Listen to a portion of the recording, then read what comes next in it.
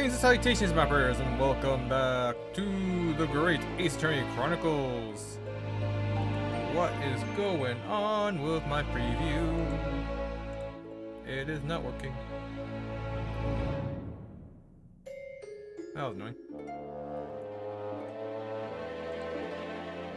Alright, reset that. Anyways, last time we investigated the site of the teleportation incident, where we found a doohickey, a what's it, and whatchamacallit. Then, in order to find more information about the background of Lord Barak Van Zeeks, we went to look for Mr. Sholmes, who is currently part-timing at the local wax museum.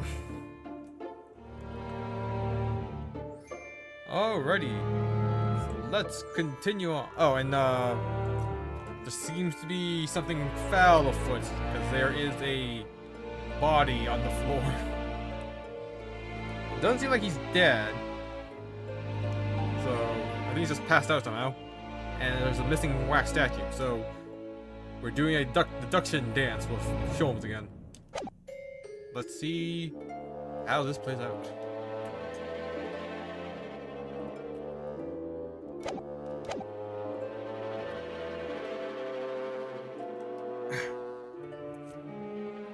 Of course it's alright. We'll soon set things straight. Well, let's get started then, shall we? Before Madame Tussbells vents her anger. Just what I was waiting to hear, my dear fellow. So, Madame Tussbells, in accordance with our agreement, you shall now have the pleasure of seeing this famously great detective and temporary exhibit at work.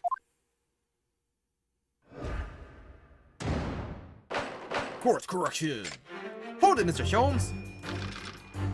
Topic 1. Waxworks fate. To begin with, we must ask ourselves what exactly is afoot here in this museum. The answer is revealed by the bundle of banknotes protruding so healthily from your bag. In my estimation, some 200 pounds. That is all my own money. So what does this large sum of money reveal? Ah, not as much as the involuntary glance you cast. It would seem, Madame Tussbells. Yes, the answer lies where your eyes now fall. The significance of the 200 pounds is revealed by that public notice. She definitely looked in this direction, it's true. But I'm not sure she'd sell any of her waxworks, even for 200 pounds. Oh? She must pour her heart and soul into making them, don't you think? Over and above the wax. If it were me, I wouldn't sell them for anything. For that much money, I would. But it sounds like that makes me a bad person. Well, anyway, I wonder if the 200 pounds could have some other I wonder if the 200 pounds could have some other significance. Let's follow that furtive glance again and see if there's anything else that could explain it. The portly man? Or this other public notice? What does the public notice say? I can look at it. Waxworks for sale. Would anyone really buy models of mass murderers? I think I'd rather have 200 pounds in my pocket. Exactly. You can buy one of those brand new types of steam carriage.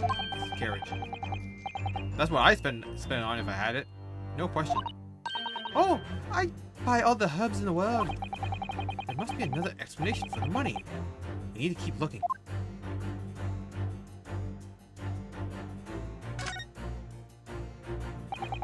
It seems this well-dressed gentleman is alive after all. Not just not alive and kicking. And and he's not waxwork or a model of a mass murderer. I'm not sure I'd pay £200 for him. I don't think the man's up for sale. Well, anyway, it was a silly place to put him. Other museum visitors could easily trip. I don't think the man was put there on purpose either.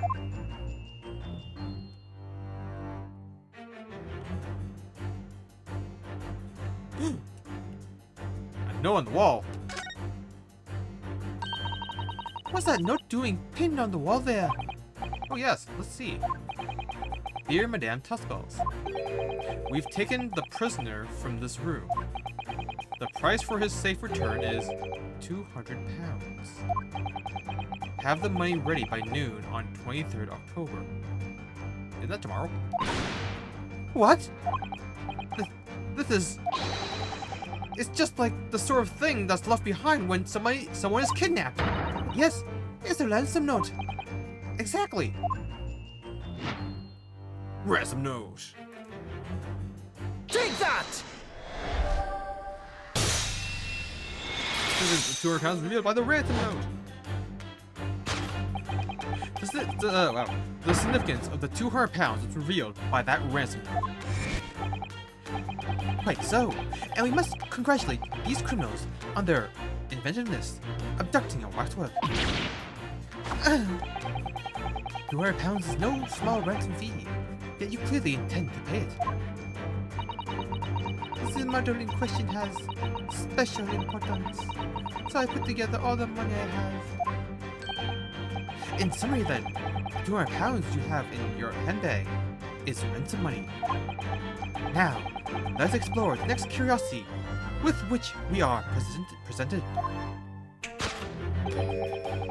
Who is a portly gentleman stretched out so peacefully on the floor? It would appear that the man has suffered a severe shock, the cause of which is clearly known to you. Unfortunately, madame, keeping secrets does not appear to be your forte. What dealt the man such a shocking blow was, of course, the £200. So if the waxwork was kidnapped, where does that leave us in terms of who this man is? We just ask him when he comes around. I think the part of this exercise is to understand the beauty of the deduction process, Iris. Yes, you're right. Hurley's trying so hard. We mustn't let him down. Well, there's no doubt that he suffered a shock. That much seems clear. But in that case, what's Madame Tussballs trying to hide? Let's have a closer look around.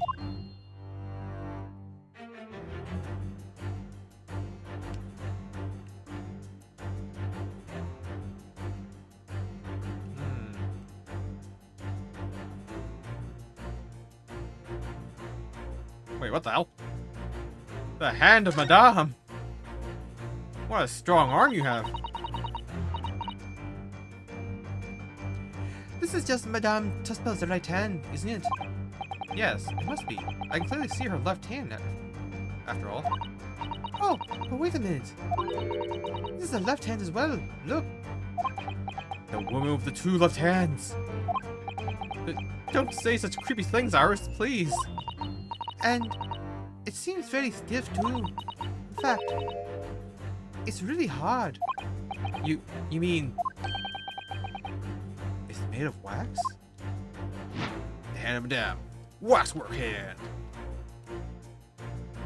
Take that!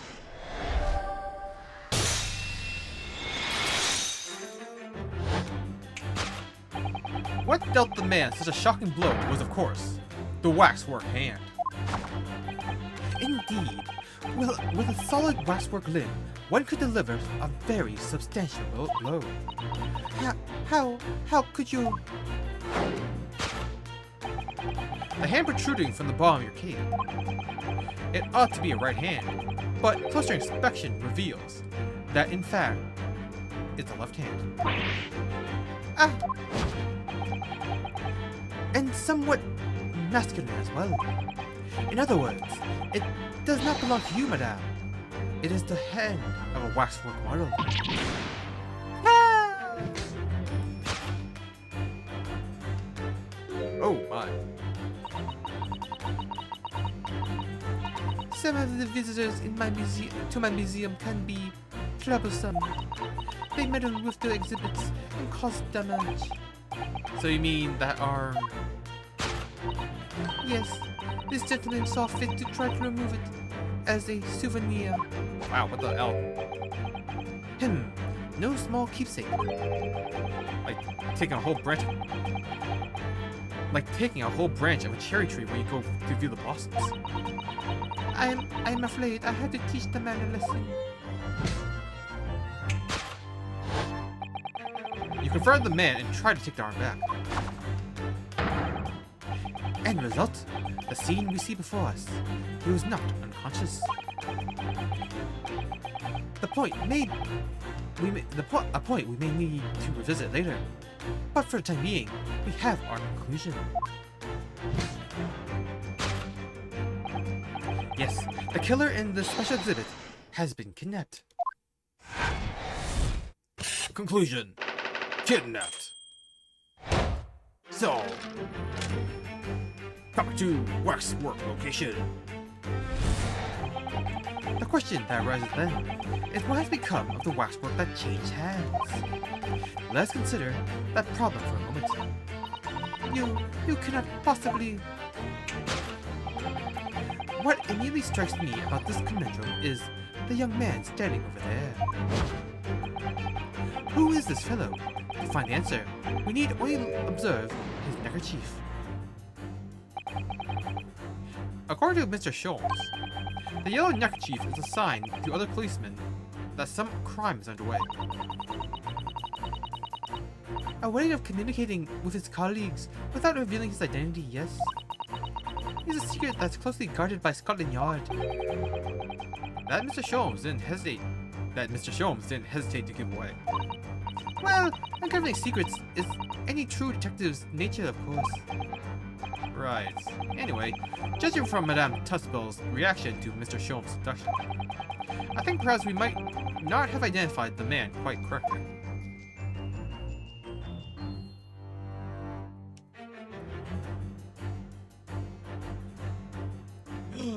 He was the killer. What the? The man has a stub sticking out of his shoulder where his arm should be. Ah, well, that sells that then. Right. This isn't a real person at all. His entire arm has been ripped off, from the shoulder down. His arm's been. Of course, that ties in with what we just found out. Take that!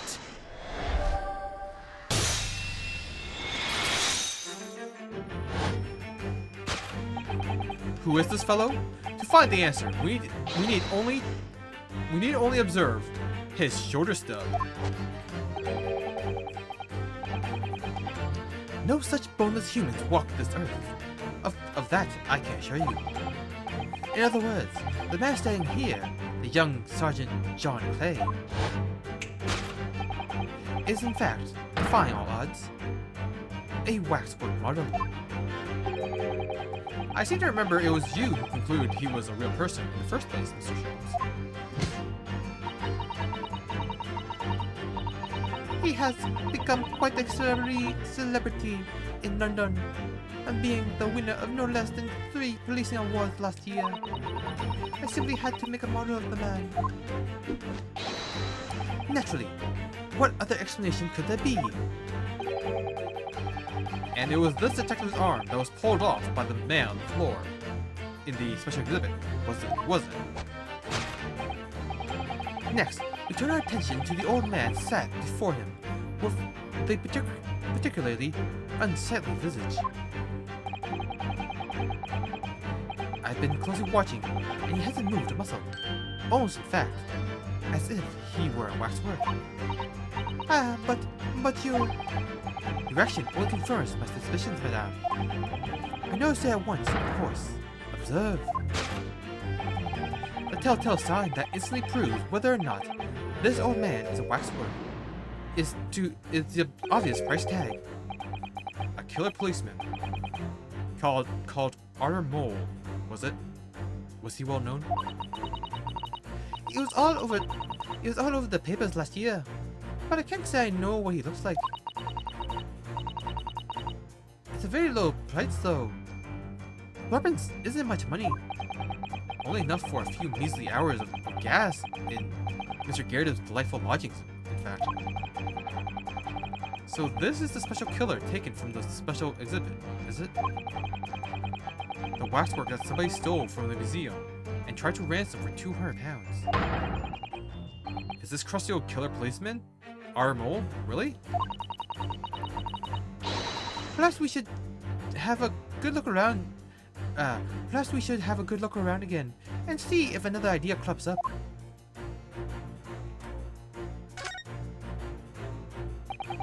£3. It's a far cry from 200 pounds, isn't it?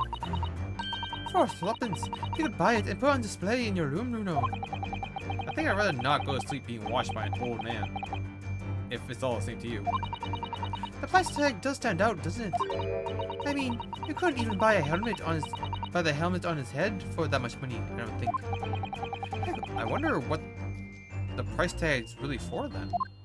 Scarf, obviously.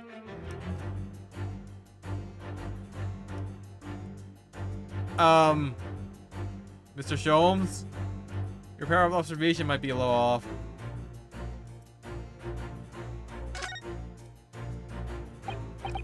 I don't believe it. It's the secret sign that lets other detectives know that some criminal activity is underway. Oh, that's her.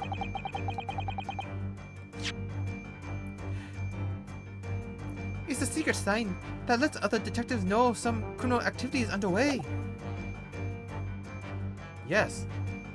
It's a slightly strange choice of outfit if you're trying to go on us. Ah, he must be a detective disguised as a policeman. Or a detective disguised as a waxwork model of a policeman. He doesn't look like he's clever enough to think of something like that, though. Perhaps you should try to be a little more polite about him, Ars.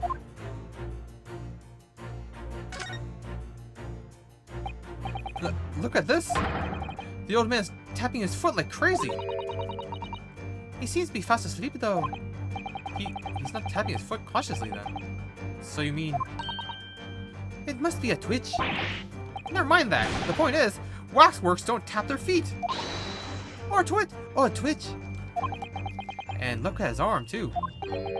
We've seen a scarf like that somewhere else around here, haven't we? Take that!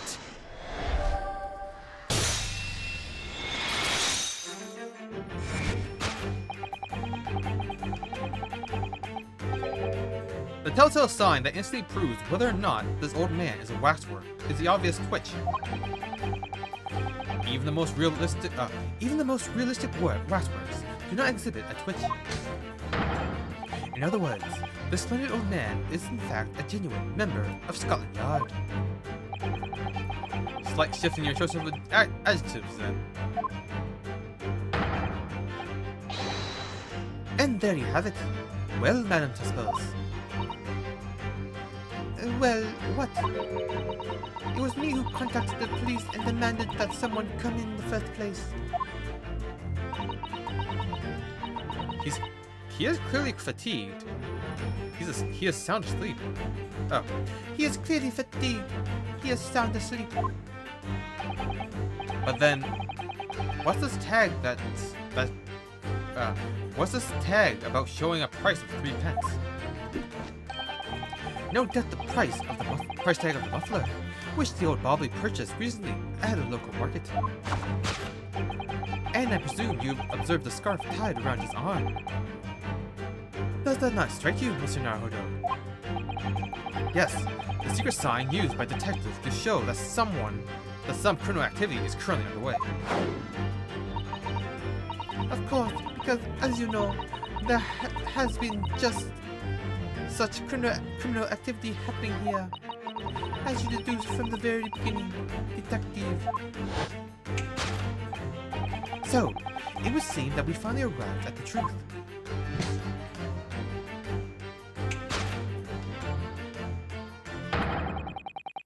The waxwork of the especially ruthless killer from the special exhibit has been kidnapped. And Scotland Yard are already investigating. But the model's whereabouts remain a mystery.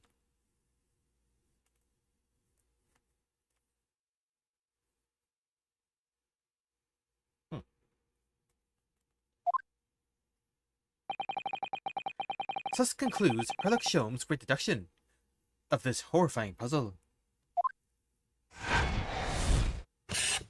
Conclusion.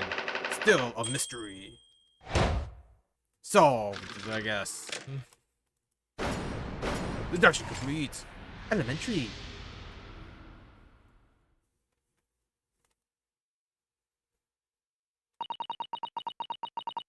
All sorts of people visit my museum here. Men and women, young and old. Sometimes they drop in just for a short time on their way back from the pub. I welcome them all. But if anyone tries to damage my exhibits, I do not take it lightly. Anyway.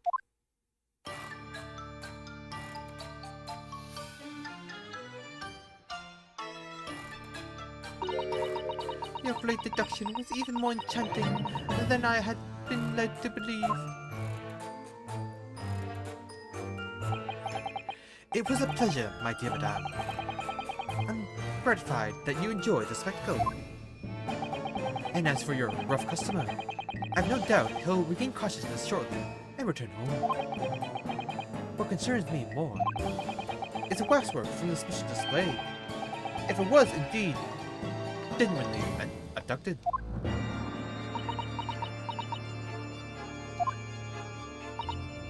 Yes, tragically, it was. Then I would ask you to recount to us the events surrounding the stolen waxwork. In as much detail as possible, if you please. Very well. But after I have told you what I know, I must insist that you return to your work.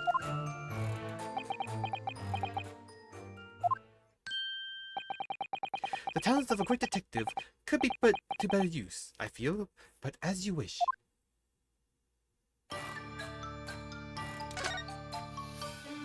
The stolen waxwork.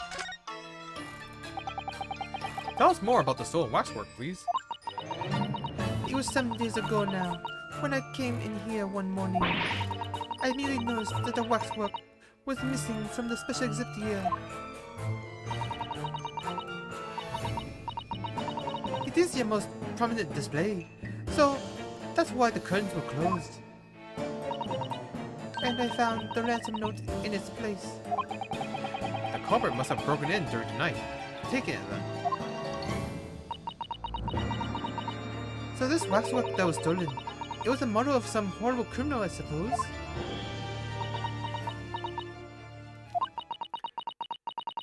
Of a particularly horrible criminal, in fact.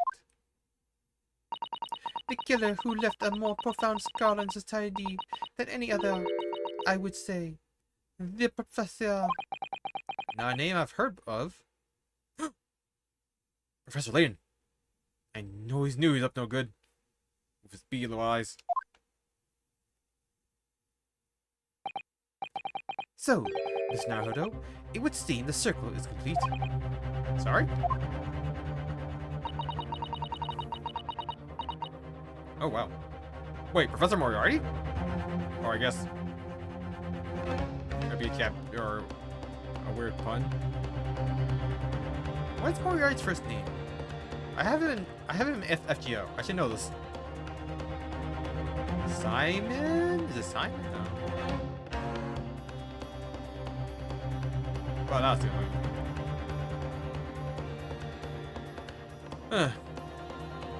The Professor case happened at around the time I was born, didn't it? Indeed it did, Alice. 10 years ago, a series of murders that rocked the capital. 10 years ago? Yes, at exactly the time. that Barack Van Zieks graduated from university, in fact. Oh. What? Surely he's not saying. So, the big event that changed Mr. Leaper's life?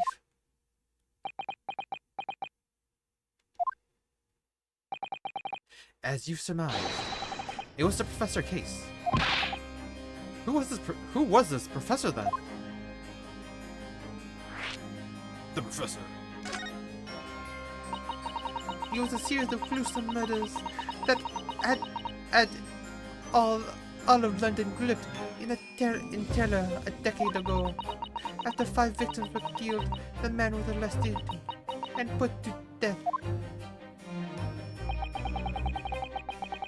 And now he's immortalized here in wax for all Londoners to admire and enjoy.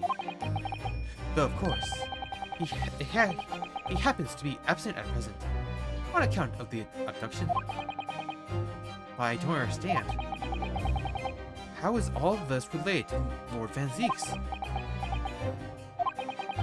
You must first understand, my dear fellow.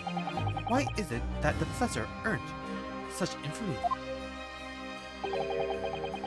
It was due to the victims he chose. Some of Whitehall's finest. What do you mean, Hurley?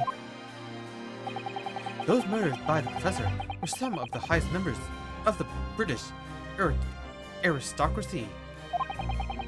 Members of nobility, even royalty. It sent shockwaves through the country's administration. Members of the... Ah, wait, of course! What Professor Harebrained said. Lord Van Zieks is from a family with noble blood. Oh gosh! It was the 5th victim that led to the professor's arrest. The last of the killer's prey was a young noble by the name of Clint Van Zieks. Oh. No. I don't believe it. Van Zieks? I'm sure you can piece together the rest for yourself. In the wake of his older brother's murder, the young Baroque pursued a career as a prosecutor, and eventually became the Reaper we know today. I had no idea Lord Van Zieks had such a tragic past. Well, I'm afraid that's all I can say on the matter. For a time being, at least. After all, I have work to do. As a waxwork exhibit. Did you get paid for the deduction? I am afraid I shall have to excuse myself as well. Oh, yes, of course. It's been a pleasure. Thank you. So, are you busy later, or...? How about a meal to compensate for your time?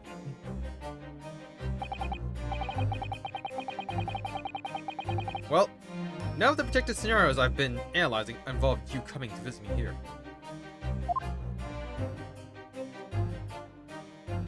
Oh.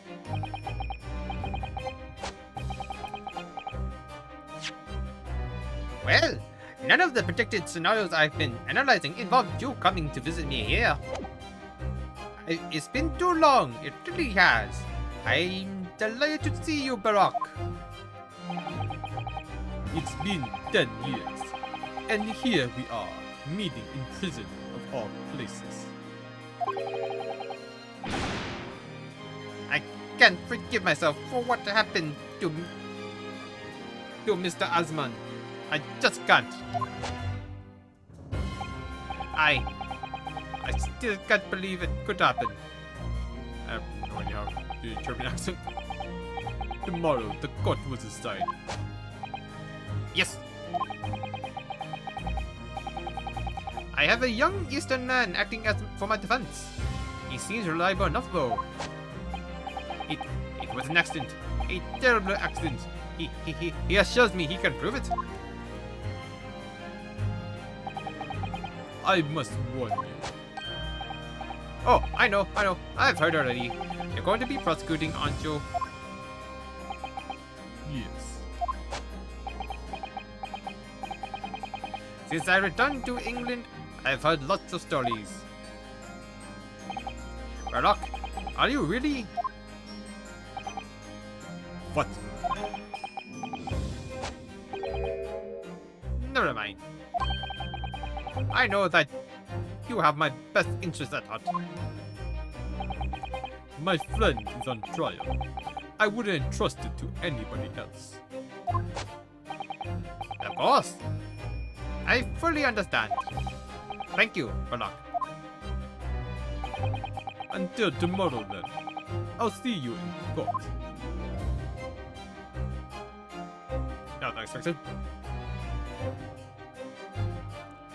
To be continued.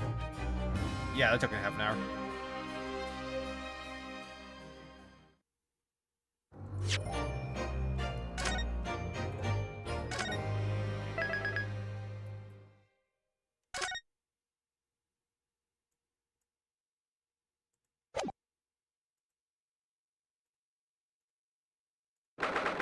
(23rd October, 8:52 a.m. The Old Bailey's Defendant's Antechamber.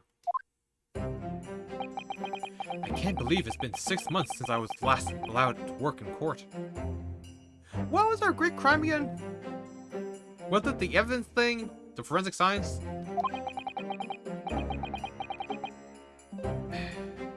And now here I am, back at the Old Bailey.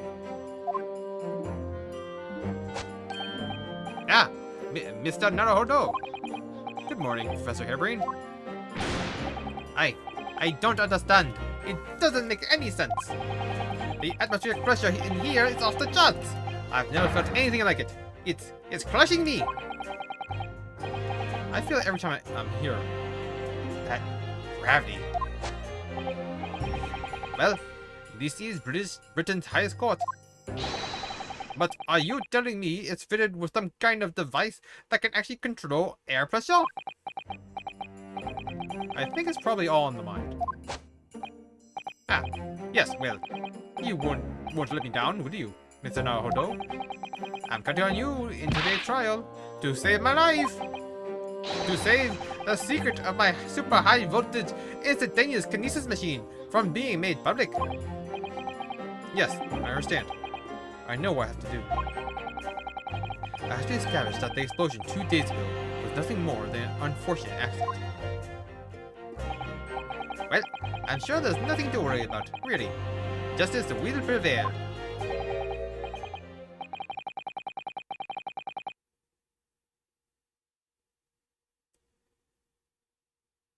I have no idea who this could possibly be. Is that Herlock? My commiseration. Wait, could it be Leonhardt? Leonhardt? My commiseration, Mr. Naruto. You appear to have been lumbered with a most tiresome case here. Ah, it was Herlock. Nice. Mr. Sholmes! I didn't expect to see you here. That was really mean, Runo. Leave me alone at home with Hurley. It took me at least an hour to wake him. That was why we left you with him. Ah! Oh! Ah! Is it? Are you... Herlock Sholmes? Indeed, sir. I am he. Herlock Sholmes. Oh, I've heard all about your exploits, even whilst living in Germany. Ah yes, Lance magazine is on sale in Germany too.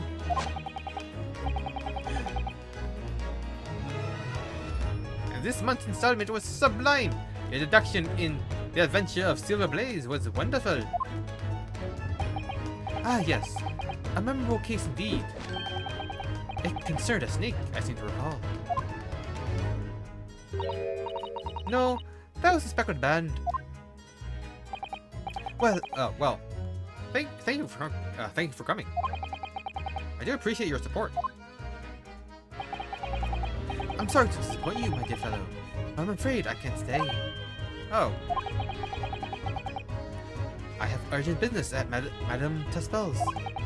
You mean your waxwork job? No, the waxwork abduction, of course. Madame has engaged my services. Ah, so you're trying to get to the bottom of that ransom note, are you? The week's wages depend on it, as does the safe return of the waxwork. Naturally.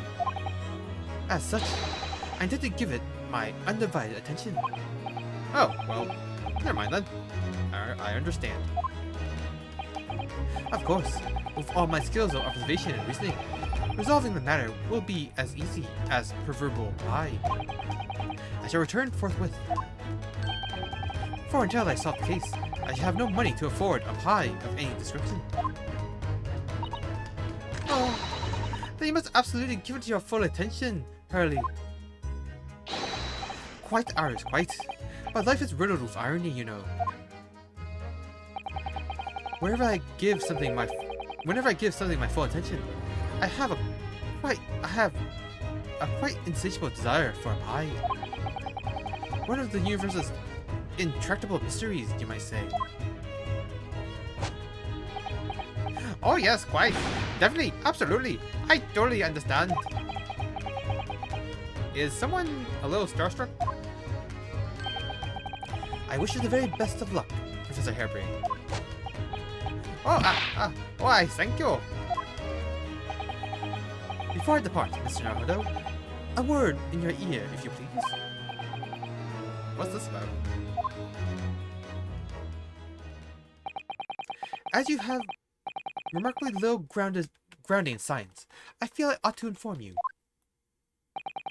As compelling as this super high voltage instantaneous kinesis hypothesis may be, a practical implementation, such as was attempted by the professor at the Great Exhibition, is quite impossible. But the professor said the demonstration was a success. Yes, it would appear that he fervently believes it was.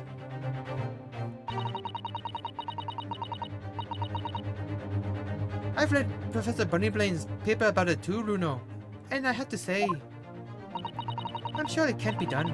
It could barely be done theoretically, let alone practically. So he's completely barking up the wrong tree. But how could an experiment that had no possibility of succeeding in fact succeed? That's contradictory. And it's that contradiction that will be at the heart of the trial, I've no doubt. What's that supposed to mean? Now, I must hurry along. I wish you the best of luck, my dear fellow. See you later, Hurley.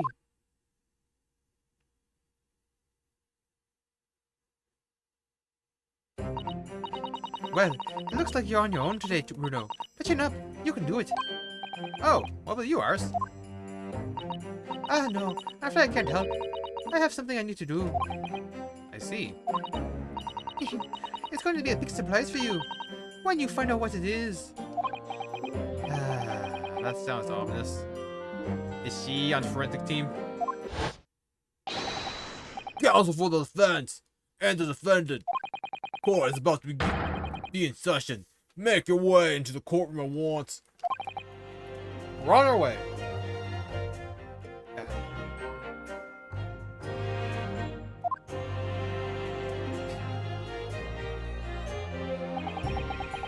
An experiment that the laws of science can't possibly succeed. Can't possibly succeed. And a scientist who's convinced that it did.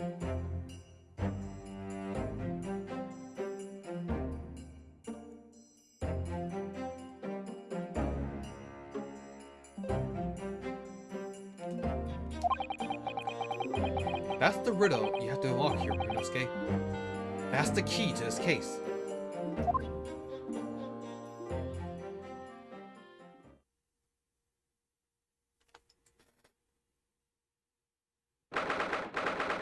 "23rd October, 9:10 a.m. The Old Bailey Courtroom.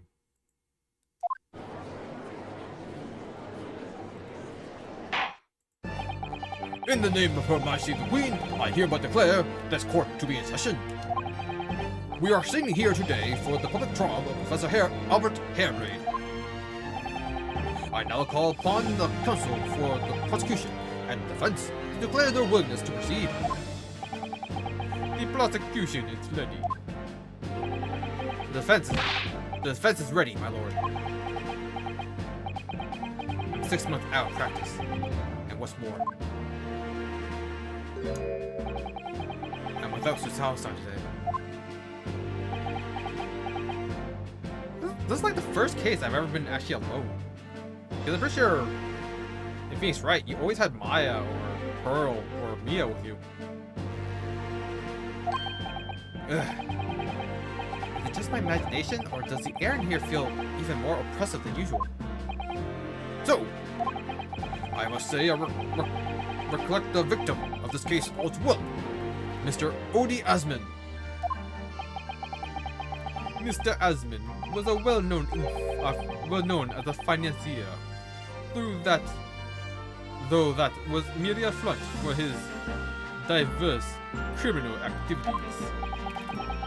It was only a month ago that the man appeared in court, prosecuted by you, Lord Van Zeeks. But the jury unanimously found him not guilty.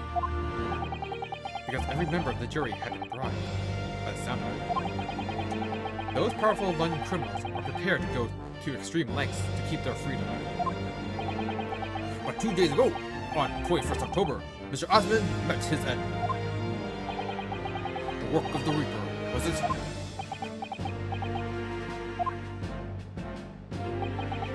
Is that is how your lordship would describe divine retribution? But the fact remains that Mr. Asman's death was a direct result of the actions of the accused, Professor Hairblade. Very well done. Now, ladies and gentlemen of the jury, you have been selected at random to represent the will of the people. Are the 6 of you ready to fulfill your societal duty?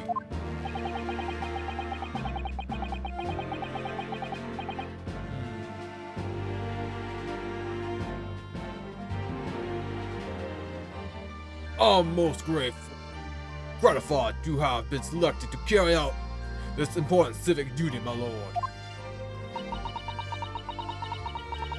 Wow, she doesn't look like that character at all.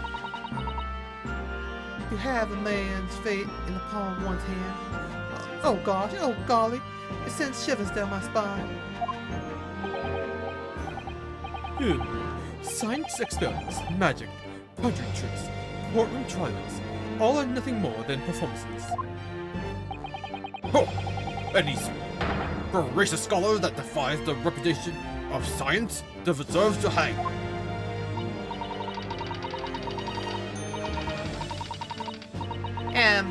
We have to listen to what's said on both sides, the fans, and then settle on one. That's it, isn't it? Should an officer really be on jury duty? It wasn't like that in my day. Wasn't like this at all. That's... The police killer Arthur Mole lookalike again. And he's as exhausted as ever, it seems. Now, as I'm sure you are all aware, the incident we are here to judge today tragically took place at the Grand Exhibition, shortly after its opening. Though the death toll could have been far worse, with the exception of the victim, no one was killed. Nevertheless, the dreams of the science being exhibited rapidly turned into a nightmare for the spectators.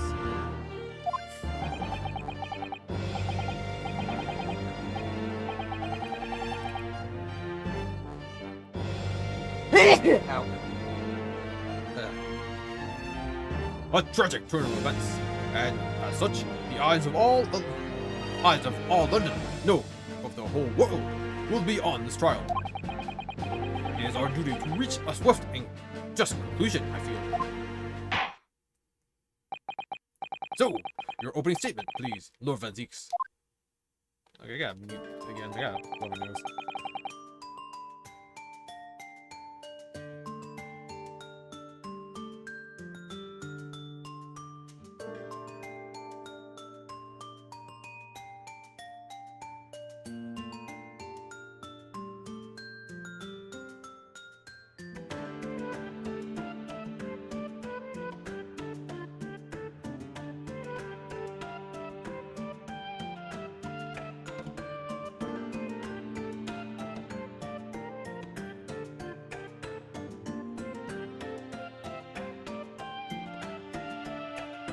Woo! Alright. At the heart of this incident, the technology never before demonstrated anywhere in the world. One of science's latest developments, I take it. The government is keen to capitalize on the Great Exhibition to improve Britain's technological advantage. The technology being demonstrated by the accused was described as super high voltage instantaneous kinesis. Good lord! It's designed to disassemble human subjects using extremely high voltage electricity and beam them instantly to another location where they are subsequently reassembled. Is such a thing even within the realm of possibility? Well, I don't believe it, that's for sure. Disassembling people with electricity? My goodness, how shocking. Huh! The whole idea is absurd. This hypothesis would never stand up to scrutiny. Sir, I believe you are a fellow of the Royal Society, are you not? An expert in your field? I am, and my word on the matter can be considered final. Instantaneous kinesis is poppycock. So this expert and Mr. Sholmes are in agreement. It's impossible. What is the prosecution's view on the matter? The prosecution would assert that the accused's instantaneous kinesis demonstration was a success. What? What?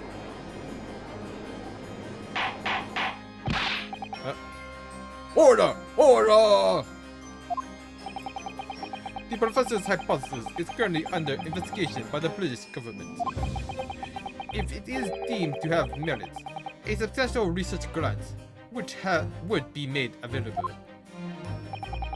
The accused made use of the invention built on his new hypothesis to take Mr. Asman's life, in order to be the sole benefactor of the grant. But this disastrous demonstration was no accident. It was carefully designed from the outset to end the life of the victim.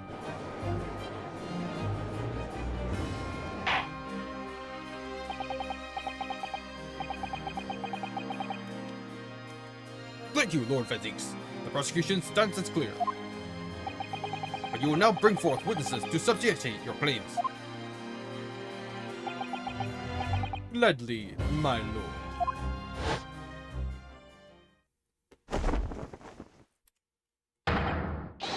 Bailiff, show the first witnesses to the stand.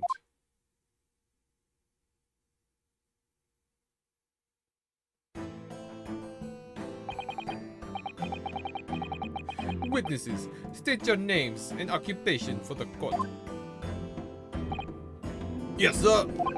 Tobias Gregson, Detective Inspector at Scotland Yard's Homicide Division. I was on duty at the demonstration on the day in question and in charge of the following investigation.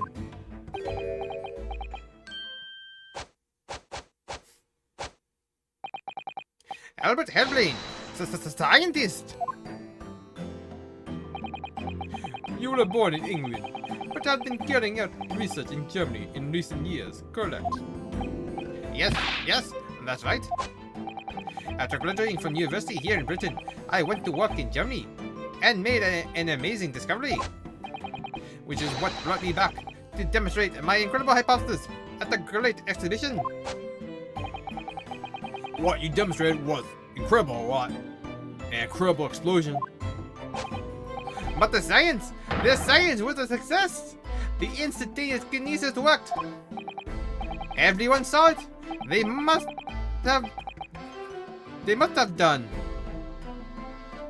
Yes, there was a terrible accident, but the demonstration of my hypothesis was a success. Well, not much is undeniable, as shown in this photograph taken by the forensic investigation team.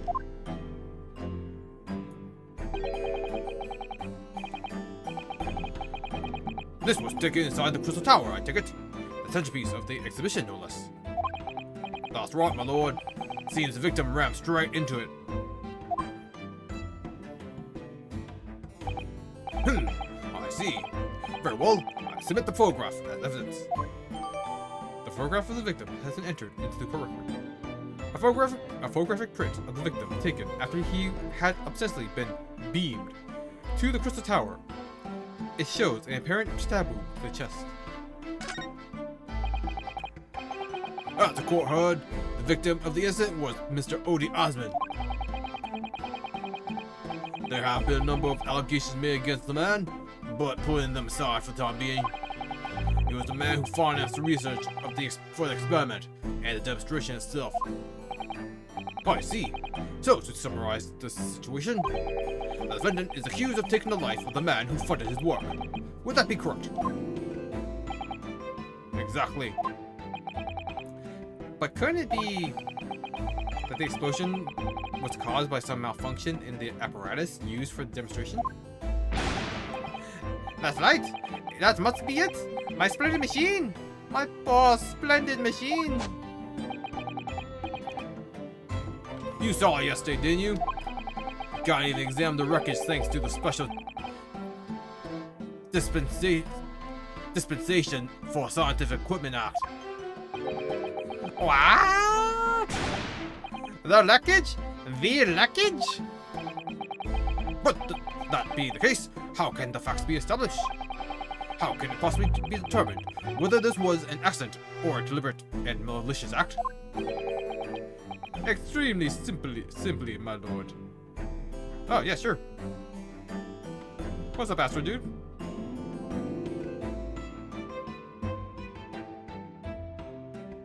Wait a minute.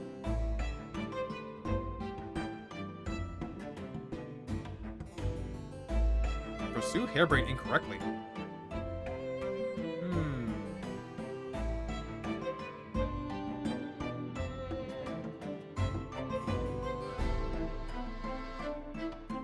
Do you mean to say that I should lose all of my objection points? Or just press them on everything?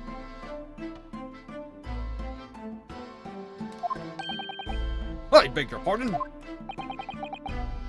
Oh, there's no penalty. Alright then. Isn't that right, witness? What? Sorry? Me? No, your neighbor. Yes, sir. It was a murder. It was murder. Plain and simple. Anyone could state that with complete certainty. What? How can he possibly think that? Thank you, Inspector. I think we had better proceed to formal testimony. You will explain to the court on what grounds you claim this experiment to have been a front for murder.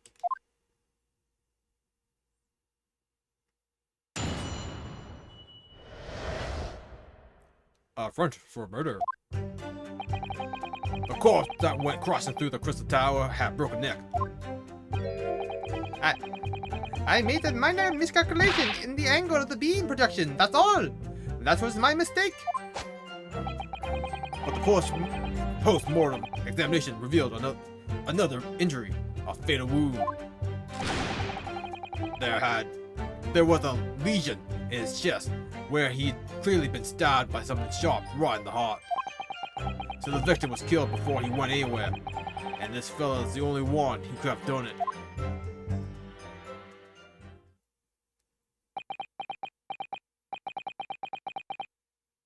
An extraordinary business. In addition to suffering a broken neck, the victim was stabbed in the heart. Information I would really like to have heard from someone other than the judge. The coroner says death would have been all but instant for a wound like that. You could say, in fact,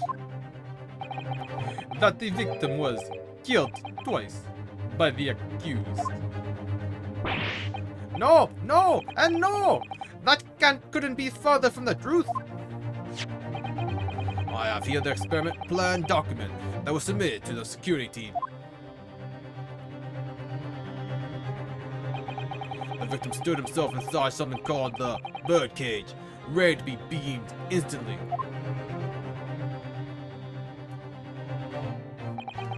To the second level of the Crystal Tower, about 25 yards away.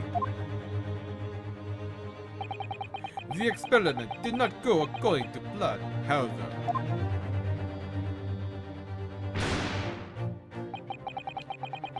As the machine was put into operation, there was a large explosion. The blast caused the beam transmitter to point higher than intended. Accordingly, the kinesis resulted in the birdcage materializing in midair, from where it subsequently fell, crashing through the glass of the Crystal Tower's large round window. My word! One assumes the victim's neck was broken upon impact with the tower then. I'm so sorry.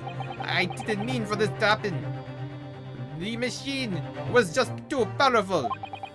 But honestly, really, I swear, it was just an accident. A terrible accident. Unfortunately, that excuse can't save me. No, not considering the sharp murder weapon that pierced the victim's heart. Murder weapon? Oh, what are you saying? This is the autopsy report submitted by the coroner. The prosecution would like it entered into the court record. Your request is granted, counsel. The autopsy report has been entered into court record. The autopsy report of the victim, Mr. Asman.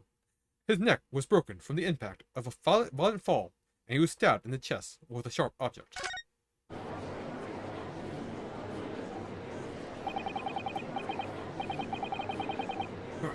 I was there in person, you know. I saw the whole ludicrous performance. And the only other person on stage was Mr. Asman, with that disgraceful excuse for a scientist. Then really, by all accounts, it must have been him. Hard to think otherwise, really. Very well, counsel for the defense. Proceed with the cross-examination, please. Oh, yes, my lord. I need to focus here. It's been a while.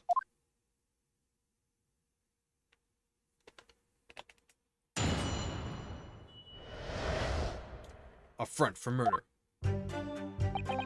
Of course, that one crashed through the Crystal Tower had a broken neck. Hold it! Are you suggesting that's because he fell from a considerable height?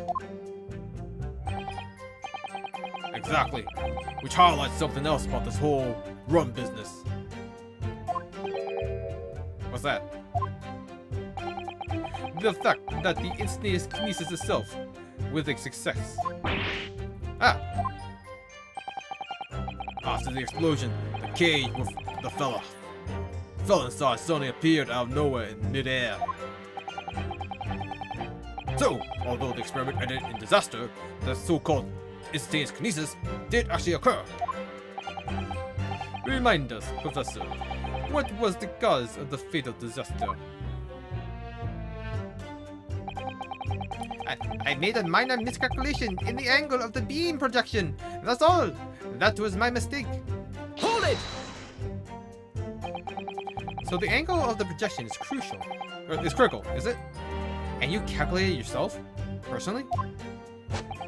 Absolutely! The calculation is far too complicated for anyone but me to carry out. Only you got wrong, didn't you? Yes, that's right. That's the point. The calculation is so complicated, even I can make a mistake. Do people fall for that brazen confidence? I should try it. I took into account the subject's height and weight, the wind direction, the ambient temperature. I considered every possible variable, so I just don't understand how this could have happened. Obviously then, you had to include the weight of the clothes Mr. Asman was wearing at the time, I suppose. Oh, obviously then, you had... yeah, that's it, right. Ah. Crackling comments! The answer should have been 3! So much for safety first.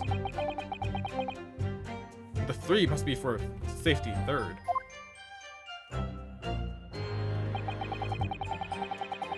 But the post-mortem examination revealed another injury, a fatal wound.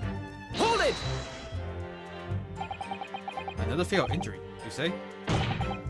That doesn't make any sense. I didn't think I had to spell this out, but here we go. Just because there were 2 fatal wounds doesn't mean that I'm saying the victim had 2 lives to lose, does it? You're right. Obviously, at first, we thought the bloke had died due to the spine snapping in half as well. But you're saying that's not the case? You'll get your answers once I finish my fish and chips. If you don't, keep pouring in every few seconds. But we all know that's the bottomless bag. The victim plummeted 30 feet into a glass tower. It would be reasonable to assume that as the cause of death. Right, that's what we all thought. But it was a red herring, wasn't it?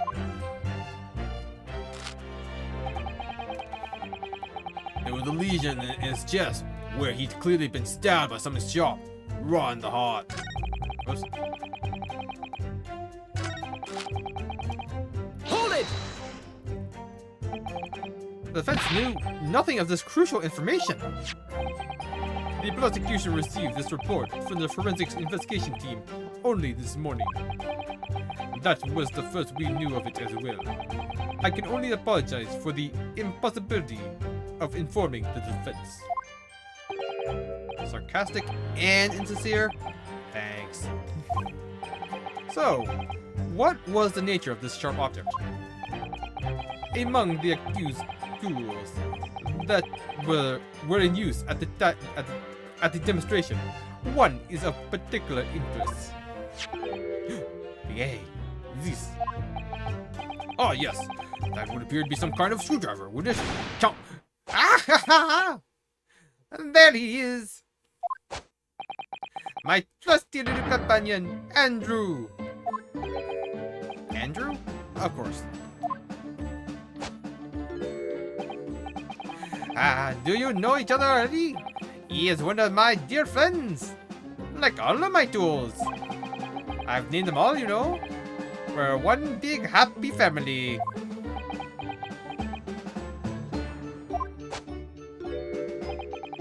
Andrew is my flathead screwdriver, of course. His brother Michael is a crosshead.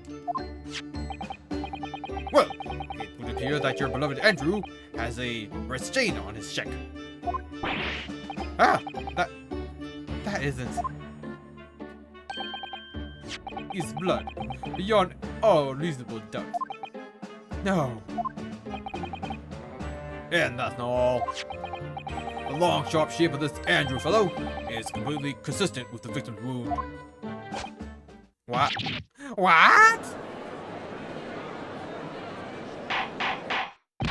Order! Order! The court will enter this friend of the defendant as evidence. The screwdriver has been entered into the court record.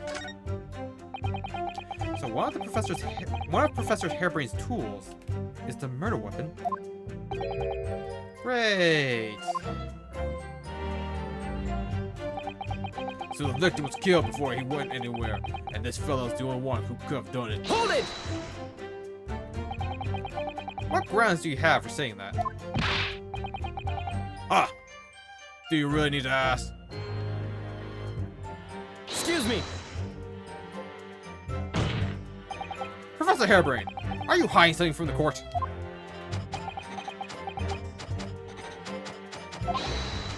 Haha! It's 4!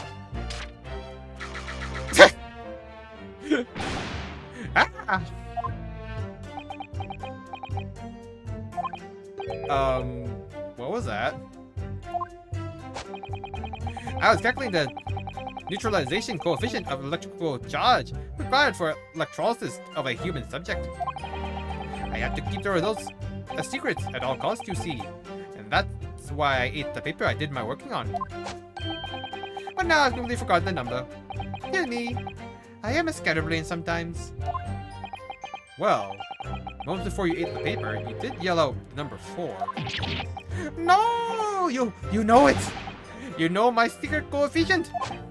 Oh dear. Oh no. This is bad. Oh my goodness. Perhaps you could just focus on the testimony. So that's all the testimony I have to work with. I had no idea the victim had been stabbed. That changes everything. Did Van Zeest keep that to himself until now on purpose? To gain the advantage?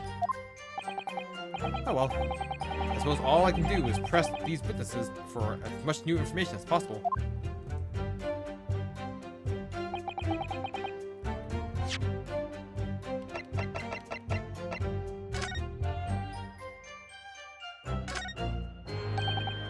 This is blood. Mr. Asmus, no doubt.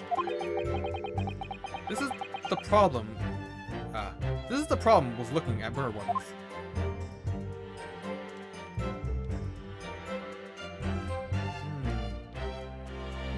Clues. I've seen this unusually shaped handle before. It's the same screwdriver that was lodged in the grill on the floor of the kinesis machine. Which could be important information, so I should definitely make a note of it. Ah, cool.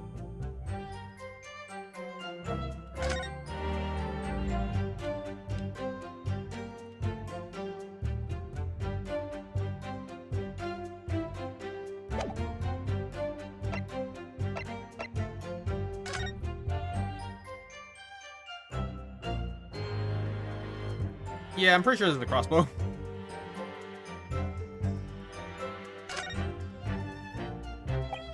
Ah, there's some sort of lever here. Wait! What the? What is this? It looks like a cross between a bow and a gun. Some sort of... Yeah, I got no idea. What could it be called? I think it's probably used for the same thing, too. Details of the crossbow has been updated. Court order. Ah, crap. This groove here must be where the arrows are loaded, I suppose. So I was right. It's a sort of bow that with an automatic firing mechanism. This would be perfect for someone like me who catches his ear with a bowstring 2 times out of 3. Jeez, how are you standing? In fact, if I had one of these, maybe I could have beaten Kazuma in Kyudo archery training. It looks like you wind this around in order to draw the bowstring back and create tension. You must be able to fire the arrow at with a huge amount of force using this device then. In fact, I would imagine it's far more accurate and powerful than a Japanese longbow. Ugh, I really had no idea what I was picking up when I spotted this at the exhibition grounds.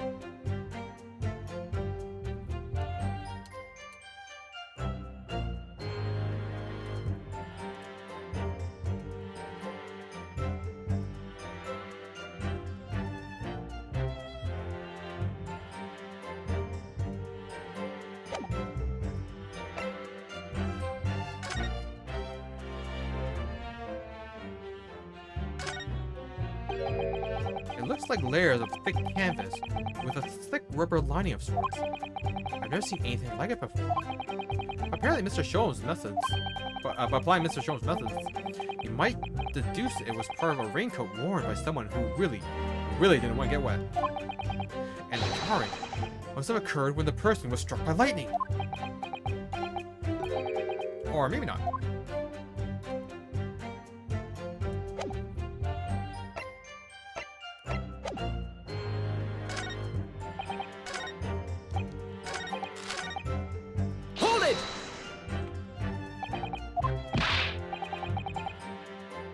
Ah, do you really need to ask?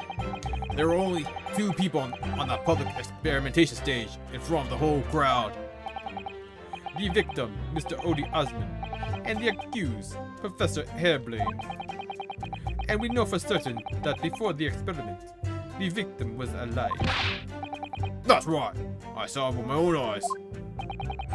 Furthermore, following the explosion and kinesis, nobody went anywhere near the body. In other words, only someone Scott! on stage with the victim could possibly have done it. Excuse me! Professor Hairbrain, do you have some information that may be relevant here? Professor! Ah, sorry. I was just calculating the optimum coefficient of electrolysis on to separate molecules in the human body. And the witness stand is the best place for that? It seems as though you might have something to say about Inspector Grayson's last remark.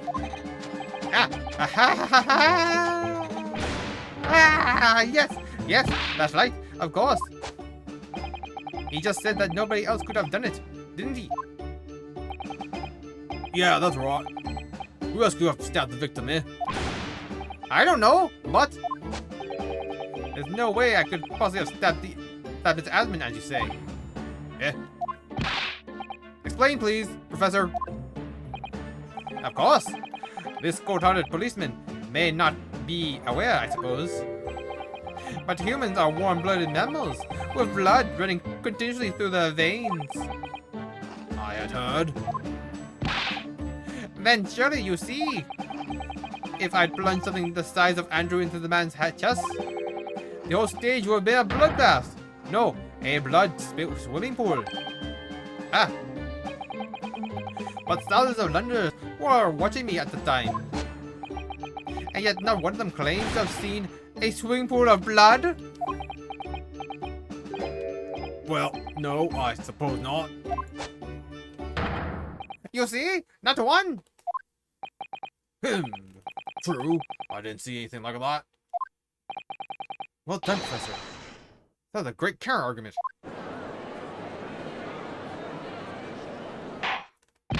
Order! Order!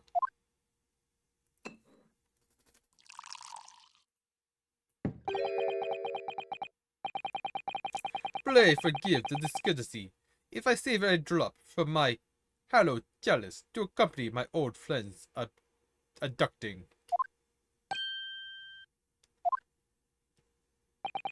Here's to you, Albert. Oh, you're too kind, Murloc. But really not a patch on you.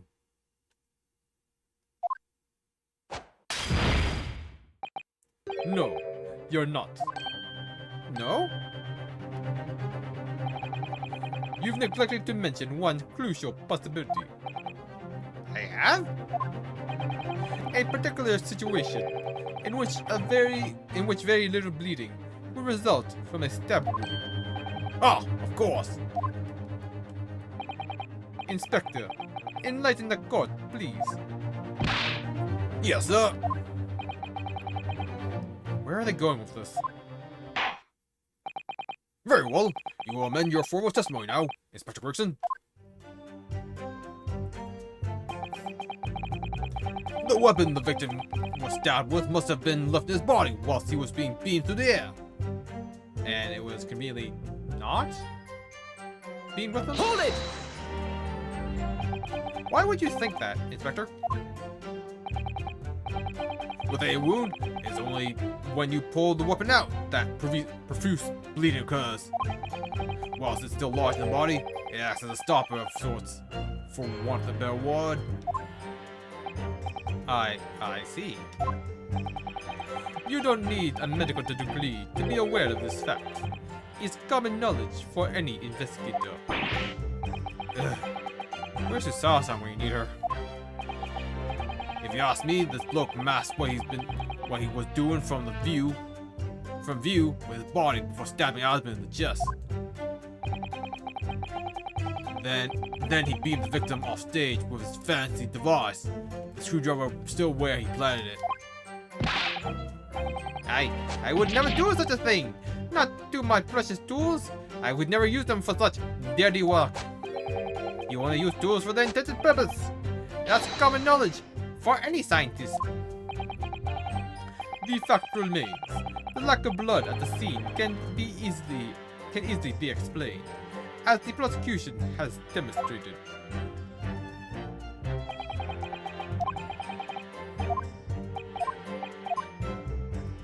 Alright, let's prevent the screwdriver, the last one.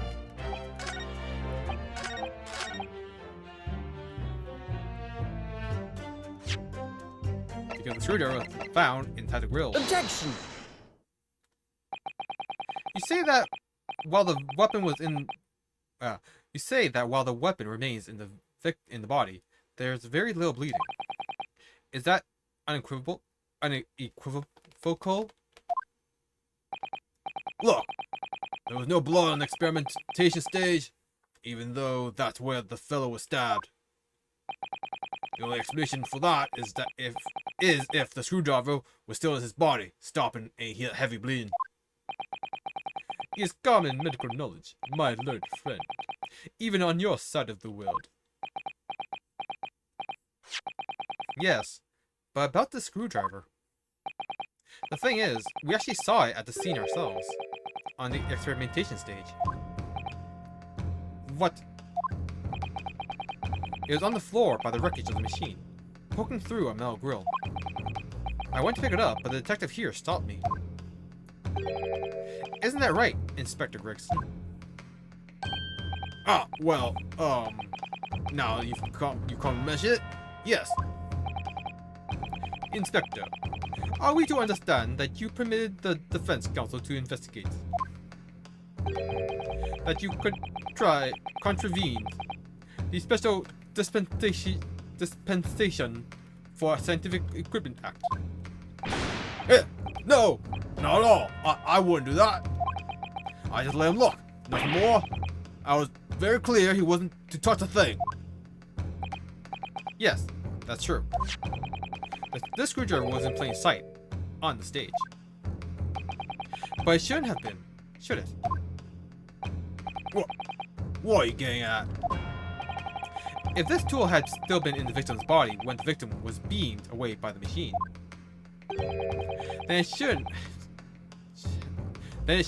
have still been on the stage. Oh, That's right. It should have been beamed across the Crystal Tower to the Crystal Tower, along with Mr. Asman, and been found still lodged in the victim's chest.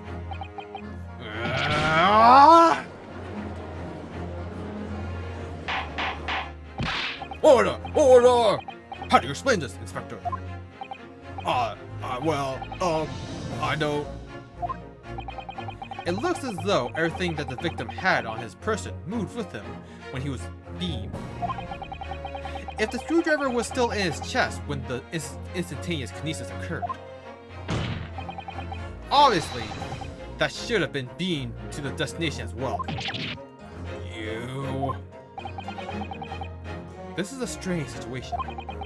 Even though people are saying that this instantaneous kinesis is a scientific impossibility, we're still basing arguments on the assumption that it did actually take place. Alright, time to tighten the screws here. My lord, if the prosecution is unable to explain this inconsistency in its argument, we can only conclude that the testimony given in support cannot be relied upon. Lord Van Zieks is stumped. Hold it! Really? You got a voice?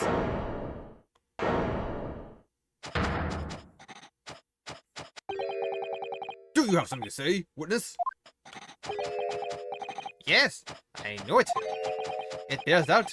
The equations hold. Mr. Naruto, don't worry. About what? Without delving into the details, there is no inconsistency. What? Even if Andrew had been lodged into Mr. Asman's chest, my trusty tool wouldn't have moved. Andrew remaining on the stage is consistent with my calculations. What? Thank you. Thank you, Albert. Oh.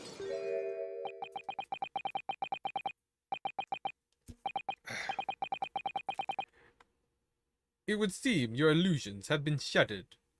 Clearly, we should hear the accused's explanation. Or should I say, this brilliant scientist's explanation. Just when I found an inconsistency in the prosecution's argument. Scientist. Very well, the defendant will testify again. Provide us with the scientific explanation as to why the inconsistency asserted by the defense fails to hold. In the name of Apollo, I will, my lord. Why Apollo?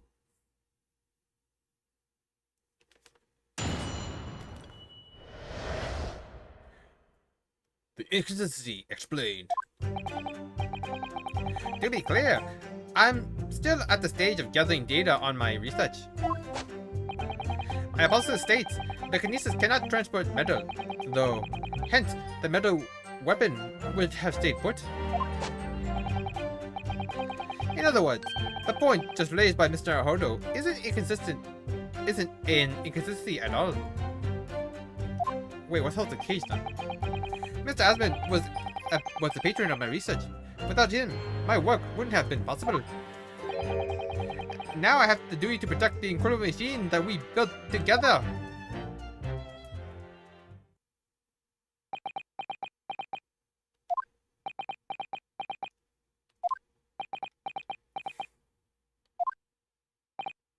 So, the thrust of your testimony, Professor, is...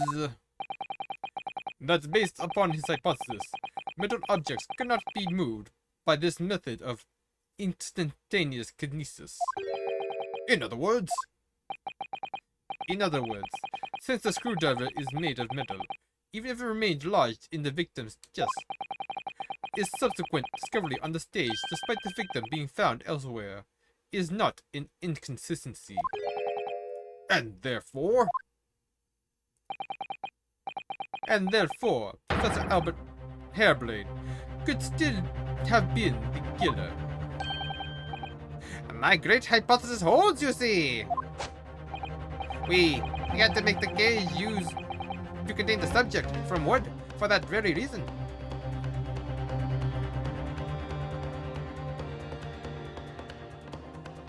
Gotta sneeze.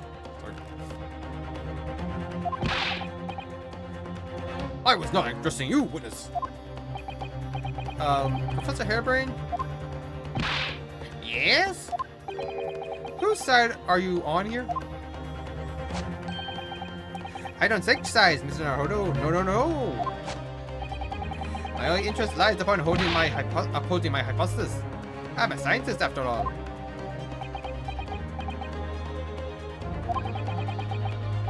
Is he working for us or against us? It's very hard to tell.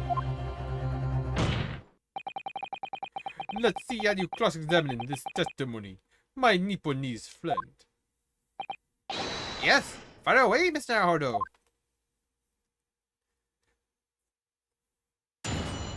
Cross-examination.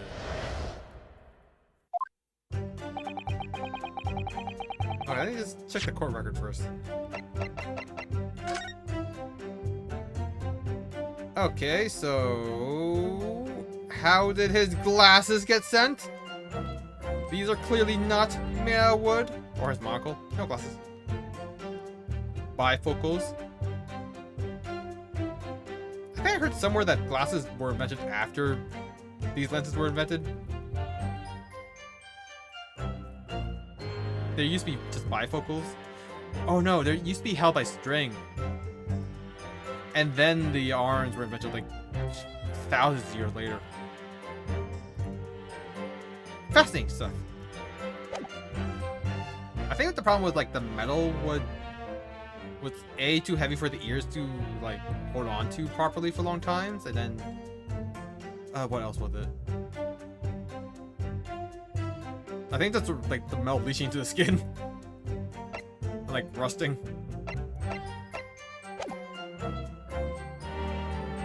To be clear, I'm still at the least stage of gathering data in my research. Hold it! And yet your retort to my argument wasn't lacking in confidence in any way. No scientist can find the truth without first finding self-belief. Those were the words of a certain scientist I hold in the very highest esteem. But you realize that disproving my argument puts you in a very precarious position, don't you? No scientist should strive to protect himself more than he strives to protect the truth. More words of the same great scientist, you know. Words that are causing me a lot of trouble. Who is the scientist? Is it me? I'm afraid I couldn't tell you, Mr. Naruhodo. But as soon as I remember that magnificent Jesus' name, you'll be the first to know. It might be worth keeping the names of your idols in mind. It might be worth keeping the names of your idols in mind. You're wasting your breath, my learned friend. This scatterbrain even forgets my name at times. So Lord Van Zeeks really did have a friend at once. I didn't notice hell freezing over. I mean, how would you, really? My hypothesis states the kinesis cannot transport metal, though. Hence, the metal weapon would have stayed put. Hold it! Your hypothesis states it. So this isn't proven then? No, of course not. It's merely a hypothesis, but a good one, based upon thousands of calculations. But it is widely known that metals can't be decomposed by electrolysis. Yes, of course. So I am right. My hypothesis is clearly correct. What is it about incriminating himself that makes this man so happy? It's the whole reason that the birdcage is made of wood, you see. Sorry? The birdcage? Yes, that's what I called the sea obtusa cage, in which Mr. Asman was placed for the kinesis.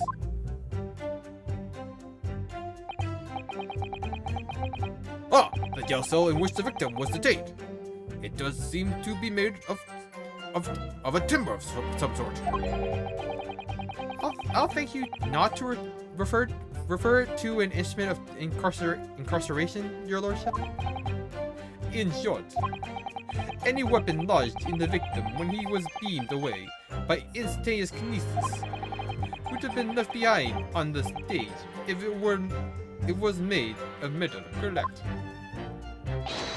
Yes, that's it. Yes. It all fits perfectly with the mathematical model. But the ultimate conclusion then is that the defendant alone had the opportunity to inflict this fatal injury on the victim, is it not? Ah, indeed, sir. Someone beam me out of this nightmare.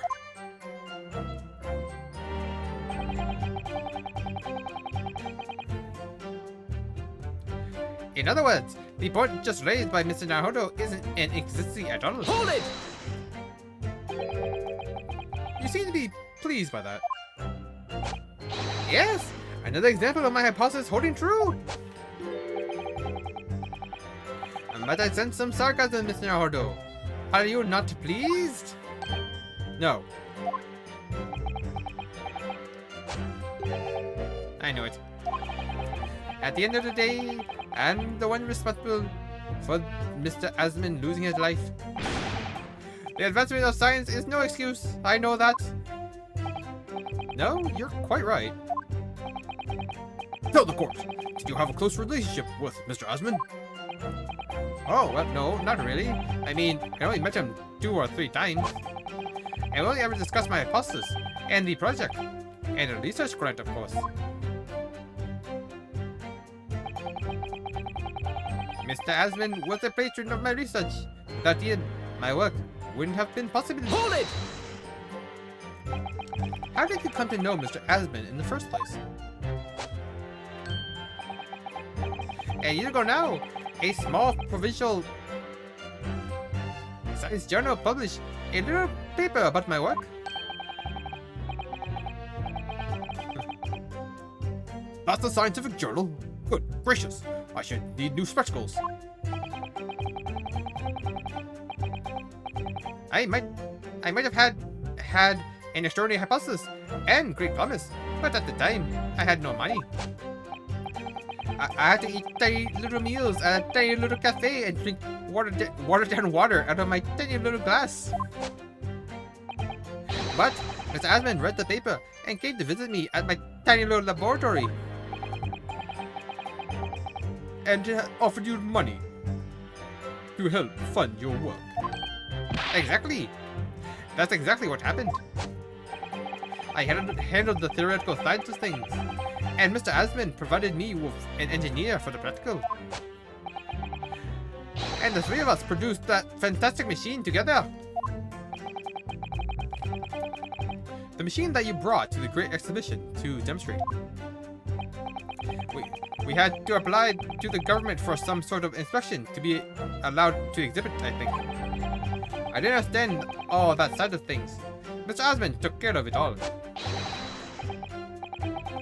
He really was a wonderful man. Really, I owe him everything. Now I have to do it to protect the incredible machine that we built together. Hold it! When you say that you built the machine together, does that mean you were involved in its construction? Yes? Well, not exactly. I'm not good with the practical side of machines myself, so the physical construction was done by an engineer. Little remains of your creation now, though. Following the explosion, repairs will no doubt be impossible. Yes, I realize that, but still. If someone were to gather all the broken parts, they could discover the secrets of my hypothesis. But Mr. Asman and I toiled over the machine for so long. We put our hearts and soul into it.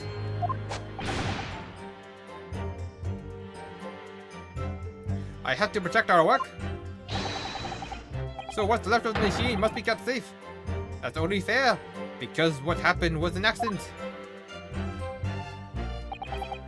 That's the extent of the testimony then. Thank goodness for that. I won't do any more damage. He's already basically proven that he could have been the culprit. But it seems as though he really cares about all he really cares about is defending his hypothesis. Still, I wonder, what if his hypothesis is just fundamentally flawed?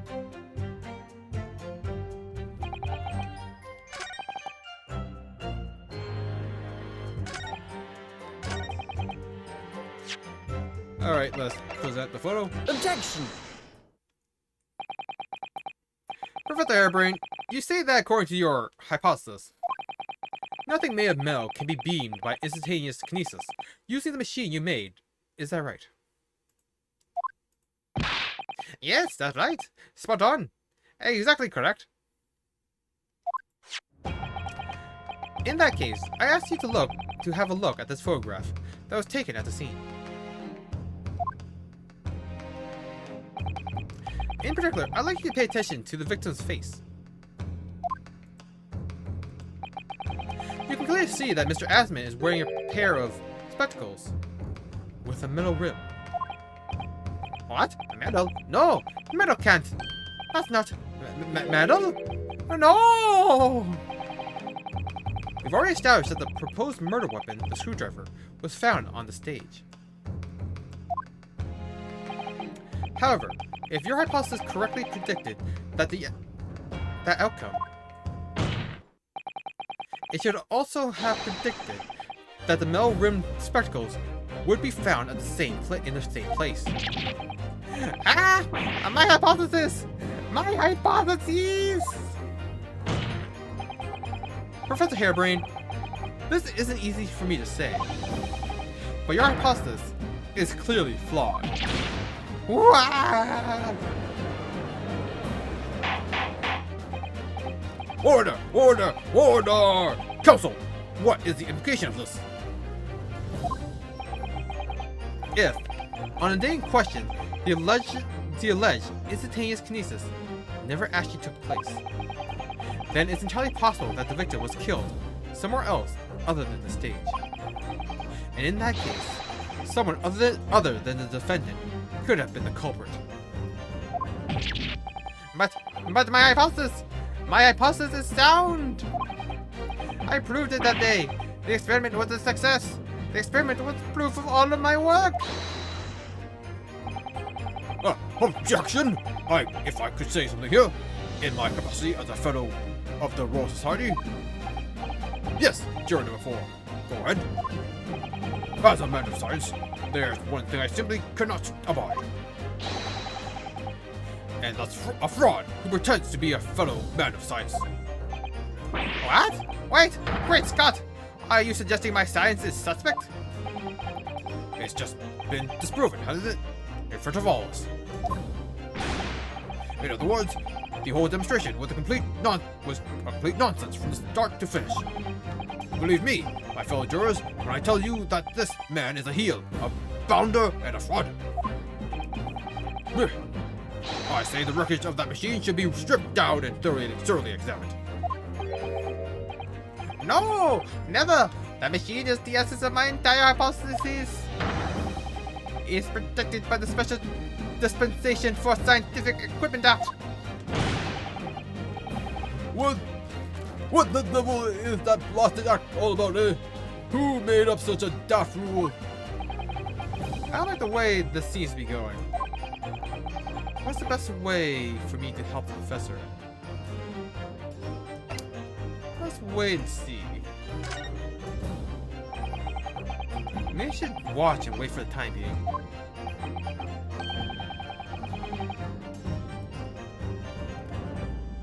My feeling is that the machine requires a thorough examination.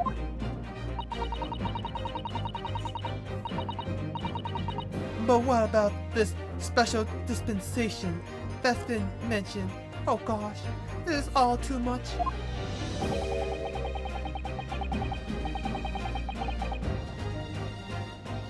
Wait, did we just find out that the screwdriver was a mirror weapon? So technically the machine is still protected? If it's determined that the machine itself was a mirror weapon, I think you'll find that the act will reply. Of course it was the mirror weapon. Anyone can see that, as plain as day. So, we're all in agreement, are we? That the machine should be stripped. And if I don't do something, they'll... Objection! Professor Harebrained has yet to perfect his invention. That would seem to be the case, yes. But even so, what? Going to such trouble and expense to create a fake machine to display in public. He would have absolutely no reason to do such a thing. Objection!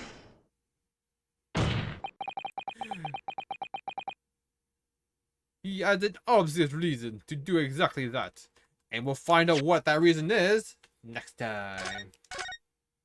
Whew. Man. Professor Harebrained really is, busting my balls here. Rooting all my plays. But this is fun. It's interesting. Let's see where this goes. I'm very interested to see who stabbed Mr. Osmond. Or Asmund. How did the screwdriver get lodged into the grate? And how did it actually teleport? What's up with that? That didn't make sense at all.